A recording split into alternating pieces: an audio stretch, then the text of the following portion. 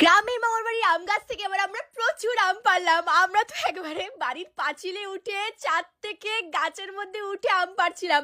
যেমন আমের সাইজ তেমন দুর্দান্ত গন্ধ ছাড়ছিল। এবারে গরমে আমরা পৌঁছে গেছিলাম আমাদের গ্রামের মামার বাড়িতে। গ্রামের মামার বাড়ির সব গল্প তোমাদের জন্য আনবো, কিন্তু সবার আগে যেটা বলা সেটা হচ্ছে মামার বাড়ির আম গাছ। আর এবারে আমের ফলন দুর্দান্ত হয়েছে।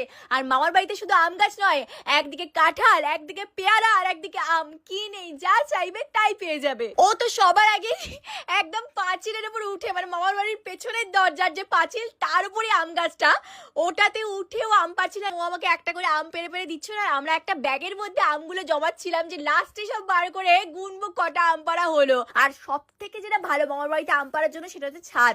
আর মামা বলছিল যে কিছুদিন আগে নাকি আম গাছটা এতটাই বড় হয়ে গেছিল যে ছাদটাকে অর্ধেকটা ঢেকে দিচ্ছিল, তাই একটু আম গাছটা কাটতে হয়েছে। তবে এখনো হাত বাড়ালে আম পাওয়া যাচ্ছে। আমি তো একটা নিজে হাতে আম পারলাম, এই অনুভূতিটাই না দুর্দান্ত। মানে প্রত্যেকটা আমের সাইজ কি বড় বড়। মামারা বলছিল যে এই আমগুলো যেহেতু আরো কিছুটা পাকবে, সেই জন্য কিছুদিন একটু চাপা দিয়ে বালতিতে রেখে ওগুলো করলে নাকি খুব সুন্দর করে ন্যাচারালি আমগুলো খুব ভালো পাকে আর দুর্দান্ত স্বাদ হয়। এমনি এই অবস্থাতেই এত ভালো গন্ধ বেরোচ্ছিল, কি বলবো তোমাদের। আমরা প্রায় 2 ব্যাগ ভর্তি আম এনে উঠানে ঢাললাম। আমি তো গুনলাম 30 থেকে 40টা মতো আম ছিল, আর একখানা আম ভেতরে লুকিয়ে ছিল যেটা পুরো পাকা ছিল। সেটার গন্ধ তো মানে ভাবতে পারবে না, পুরো মধুর মতো। তোমরা অবশ্যই কমেন্ট করে জানিও কার কার মামার বাড়িতে এরকম আমের গাছ আছে বা